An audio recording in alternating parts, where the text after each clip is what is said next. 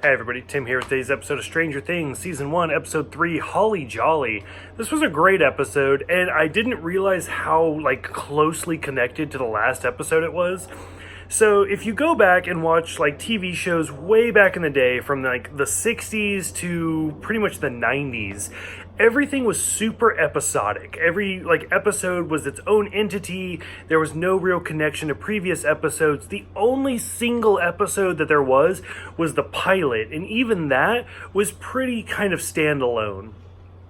Once we started getting into the 90s, or even the late 80s, that's when we started getting into more of storytelling and longer stories, especially once we started getting into the 2000s and stuff like that. The 80s and the 90s is when we actually started getting series finales, because before that, even the series finale of a TV show was just another episode, so you could watch it and not even know that was the end of the series. So the 80s, the 90s, we started getting those series finales. Into the 2000s, 2001 to 2006, long drawn-out storylines over the course of a season type storylines. And now here we are today, where this is a great example of Stranger Things. Netflix drops all 8 episodes at one time because it's more of a movie than it is a TV show. It's like this 8-hour miniseries that is meant to be watched episode after episode after episode, and they just blend in one after the other.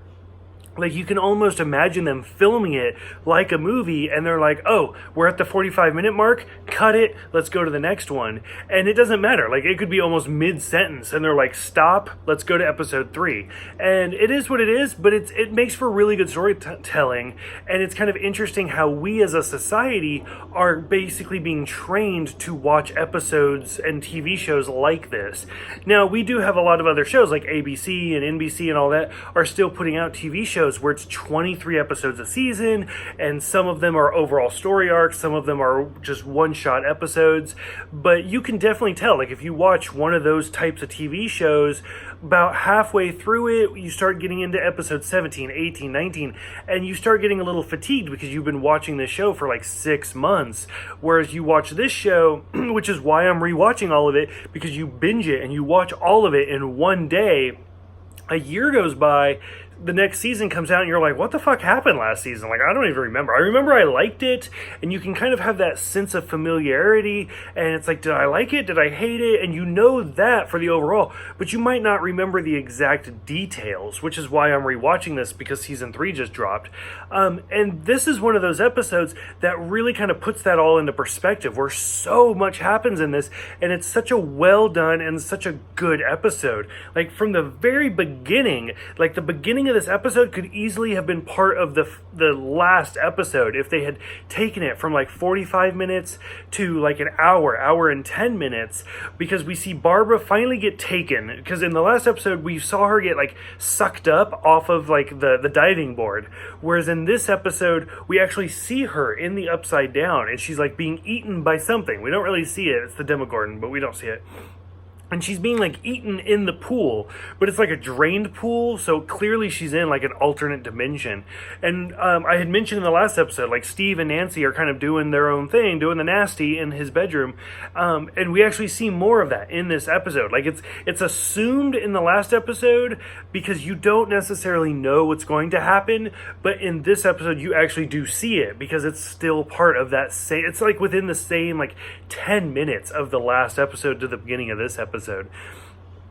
A lot more goes on where Joyce is completely having a mental breakdown, which I cannot blame her. I mean, her son's missing, and she's all excited about lights flickering, and Jonathan's no, this is just electricity, this isn't Will. But I mean, it's heartbreaking and Winona is such a good actress, and seeing her freak out because just a light flickers, it's really kind of heartbreaking. I loved the scene where Dustin's trying to make Elle have the Millennium Falcon float, and he just keeps dropping, and he's okay, now focus, and he holds it up, and she just looks at him you're an idiot, and then it falls again, and then once they go to school, she actually does make it float. It's a great scene, just kind of watching it hover there in midair. And then I like the flashback where we see her papa make her crush the soda can.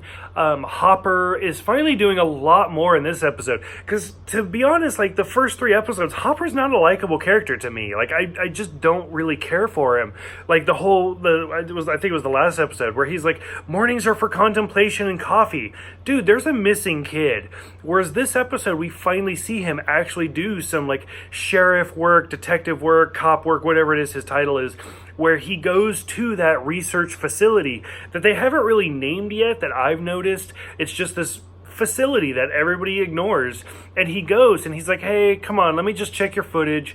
They show him the footage and he leaves, and he's like, that day Will Byers ran off, like, there was rain. We had to call off the search for rain. Did you see rain in those videotapes? And this is the first time we actually see him start to do some detective work. So the plot's really building. I mean, we got 8 episodes and it's very quick storytelling. So this is kind of that pivotal moment where things are going to build very, very quickly. And I really think they did a great job. The scene where Mike's mom and his sister go and visit Joyce is such a well done scene, where, like, the moms are talking and the little sister's kind of wandering around, and to just kind of watch all of the different lights move, it's so well done and it's so creepy. Again, a lot like the last episode, where you kind of see something push through the wall, and it's very Freddy Krueger like. And then Joyce is like, what did you see? And starts freaking out the little girl. Which I kind of feel bad, again, for Joyce, where she has to go to her store and buy all these Christmas lights. We start getting a little bit more character development for Jonathan, where at this point he hasn't really done a whole lot. He's kind of creepy a little bit and kind of the teenager angst, misunderstood type, but in this one, like, they actually, like, Steve and his little goons actually, like, take his camera and realize that they were taking pictures of him and his friends, and then, like, they break his camera, and it's really kind of a heartbreaking scene. Like, I don't know, for whatever reason, I relate more to Jonathan than I do to Steve, and to watch them break the camera, I was like, oh, that's kind of a dick move. Which we get a little bit more of, because we see Mike and his friends being tortured once again from the buddies, or from the bullies, and then when they finally meet up with Elle, and he's trying to explain where the mouth breather is, and how he's just a knucklehead, and he's just mean and stuff like that, where it's definitely like a comparison. It is like this allegory where, like, Mike has to deal with his bullies and Jonathan has to deal with his bullies, but they're also trying to set up Steve to kind of be like this likable hero character. But at this point, like, Steve and Nancy, I don't particularly care for, and that kind of develops throughout the season, which I won't spoil too much. Probably the most terrifying scene in this episode is where Joyce finally starts communicating with Will, and she has the Christmas lights up and she has the letters all over the wall. And I remember when this series first came out and there were memes everywhere, and, like, you could actually send messages with Christmas lights and stuff like that. Like, send nudes was probably the most common, whatever. And finally she's like, are you alive? And he's like, yes. And she's like, are you safe? And he's like, no. And she's like, well, what do you want me to do? And he says, run. And then there's this flat moment where there's no music or anything, and finally the monster, like the Demogorgon, busts out of the wall, and you see Joyce just book it. I mean, this is the first real look we've had at the Demogorgon, and it's so well done.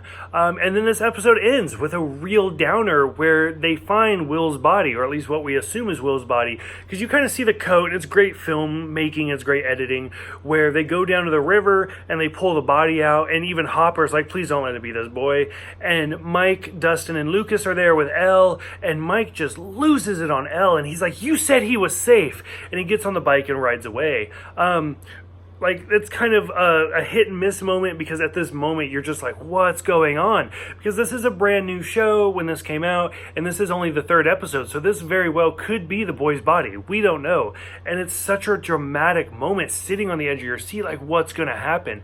Overall, I thought this was a great episode, and so far, it's a great series, only 3 episodes in. For those who have seen this one, go ahead, let me know what you think. There's so many different little cliques. Like, what do you think of Steve and Nancy? What do you think of Jonathan and Nancy? The boys, Elle, her papa? Just go ahead, let me know what you guys think. Thank you guys for everything, and I will see you guys next time for The Body.